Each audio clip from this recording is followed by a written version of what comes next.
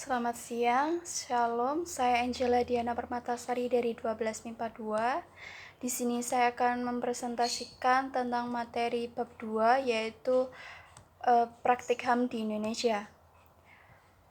Pada bab pertama telah dibahas bahwa bangsa Indonesia mengalami masa-masa yang cukup pahit dan kelam di bidang HAM.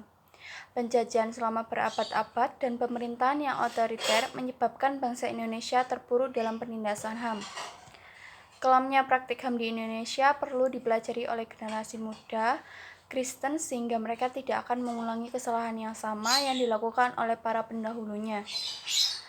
Tanggung jawab sebagai remaja Kristen yaitu bagaimana remaja Kristen belajar untuk menjadi pelaku HAM, menerima dan menghargai sesamanya sebagai manusia bermartabat dan makhluk mulia ciptaan Allah. Hak asasi manusia di Indonesia. Indonesia dibentuk sebagai sebuah negara yang demokratis.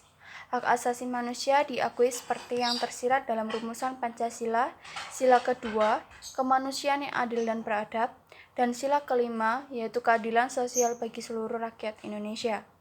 Walaupun Indonesia berdiri di atas dasar negara Pancasila dan dipandu oleh Undang-Undang Dasar 1945, tidak dengan sendirinya menjamin perwujudan hak asasi manusia.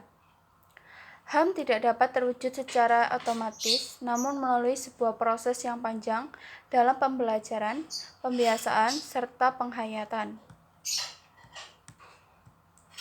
Pergulatan bangsa Indonesia di bidang HAM antara lain, ketika Undang-Undang Dasar 1945 disusun, muncul perdebatan tentang tempat hak asasi manusia di dalam Undang-Undang Dasar.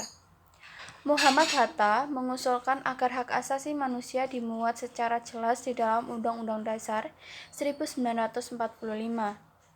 Supomo yang menganut paham integralistik yang antara lain mengutamakan negara kesatuan menentang hal itu. Menurut Supomo, hak asasi manusia mengutamakan hak-hak individu yang akan mengancam kesatuan bangsa. Akibatnya, hak asasi manusia dipandang sebagai musuh yang akan memecah belah bangsa Indonesia. Dasar dari gagasan Supomo ini menurut Adnan Buyung Nasution yang menjadi sumber pengabaian hak asasi manusia di Indonesia.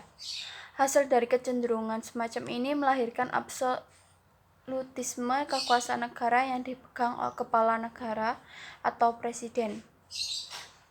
Ketika kekuasaan negara dimutlakkan dalam bentuk kekuasaan kepala negara, maka presiden dapat melakukan apa saja, bahkan hingga tindakan-tindakan yang tidak demokratis dan melanggar hak-hak asasi manusia tanpa dikenai sanksi apapun. Itulah sebabnya kita menemukan berbagai pelanggaran terhadap asas HAM, baik di masa Orde Lama, Orde Baru, bahkan hingga Orde Reformasi belakangan ini. Menurut Adnan Buyung Nasution dalam makalahnya, yaitu yang berjudul Implementasi Perlindungan HAM dan Supremasi Hukum menjelaskan, yaitu 1. Secara sosial, HAM dikualifikasikan sebagai paham individualistik yang bertentangan dengan watak kepribadian bangsa Indonesia yang kolektivistik. 2. Secara politik, HAM distigmatisasi sebagai paham liberalistik yang bertentangan dengan Pancasila. 3. Secara budaya, diajukan argumen partikularistik bahwa bangsa Indonesia memiliki hak-hak asasi sendiri atau khas yang didasarkan pada budaya bangsa. Pemikiran partikularistik tersebut dipakai untuk menolak watak universal dari HAM yang secara efektif memungkinkan dilahirkannya kebijakan politik, termasuk di bidang hukum yang mengabaikan hak-hak asasi manusia.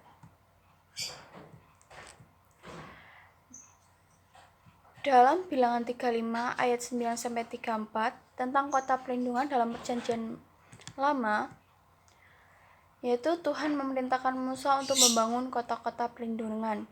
Meskipun Alkitab tidak berbicara tentang hak asasi manusia, namun kita dapat menemukan beberapa konsep yang merujuk kepada hak asasi manusia. Pada Bilangan 35 ayat 9-34, Allah memberikan perintah kepada Musa untuk membangun kota-kota perlindungan, agar orang yang tidak sengaja menyebabkan kematiannya kematian orang lain tidak dibalas dengan dibunuh. Ia dapat melarikan diri ke kota-kota perlindungan. Adapun kota-kota yang dimaksud adalah 1. Kades, 2. Sikem, 3. Hebron di sebelah barat, 4. Golan, 5. Ramot di Gilead, dan 6. Bezer di sebelah timur. Apabila seorang membunuh atau mengakibatkan seorang tewas dan ia merasa tidak bersalah atau tidak sengaja telah menyebabkan kematian, maka ia dapat melarikan diri ke kota-kota tersebut untuk berlindung. Ia tidak akan dibunuh, ia harus tinggal di kota itu sampai matinya imam besar yang telah diurapi dengan minyak yang kudus. Itulah yang berisi dalam Bilangan 35 ayat 25. Konsep tersebut kemudian diambil alih oleh gereja Kristen dengan menetapkan gereja sebagai tempat perlindungan. Pada tahun 511, dalam Konsilis Orleans di hadapan Raja Clovis I, setiap orang yang mencari suaka akan diberikan apabila ia berlindung di sebuah gereja, dalam gedung-gedung lain milik gereja, atau di rumah uskup. Perlindungan diberikan kepada orang-orang yang dituduh mencuri, membunuh, atau berzina. Berlaku juga bagi para budak yang lari dari tuannya, namun akan dikembalikan kepada tuannya jika ia bersumpah di atas Alkitab tidak akan bertindak kejam. Pencarian keadilan dapat dilihat dalam hukum modern. Pemahaman tentang kota-kota perlindungan dalam Kitab Bilangan 35 ayat 9-34 menjamin perlakuan yang lebih adil bagi orang-orang yang terlibat dalam kasus seperti di atas. Dalam keadilan inilah yang dapat kita lihat dalam hukum modern, ketika hakim mempertimbangkan berbagai sisi dari sebuah kasus kriminalitas. Dan demikianlah presentasi dari saya tentang bab 2 yaitu praktik HAM di Indonesia. Semoga materi ini dapat bermanfaat dan lebih jelas lagi. Terima kasih. Selamat siang. Shalom.